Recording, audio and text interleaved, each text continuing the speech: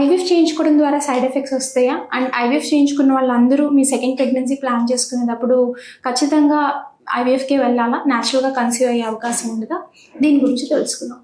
IVF చేయించుకున్న వాళ్ళందరూ second time కూడా కన్సీవ్ అవ్వడానికి ఐవీఎఫ్కి వెళ్ళాల్సిన రూల్ లేదు. సర్టెన్ కండిషన్స్లో మాత్రం ఖచ్చితంగా ఐవీఎఫ్ పడే అవకాశం అనేది ఉంటుంది. అంటే బయలెటరల్ ట్యూబల్ బ్లాక్ ఉన్నా సరే, మగవాళ్ళలో అజూస్పర్మియా కండిషన్స్ ఉన్నా సరే, ఈ పర్టికులర్ పేషెంట్స్కి మాత్రం న్యాచురల్గా అయ్యే అవకాశం తక్కువ ఉంటుంది. మిగతా పేషెంట్స్ కొన్నిసార్లు ఐవీఎఫ్ లేకుండా సెకండ్ టైం కన్సీవ్ అయ్యి వచ్చిన వాళ్ళు కూడా ఉంటారనమాట.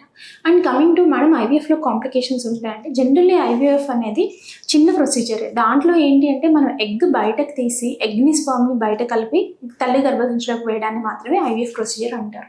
ఈ ఐవీఎఫ్ ప్రొసీజర్లో ఇంజెక్షన్స్ పెయిన్ఫుల్ ఉండడం కానీ, ఏదైనా మేజర్ కాంప్లికేషన్స్ ఉండడం కానీ సహజంగా తక్కువే ఉంటుంది.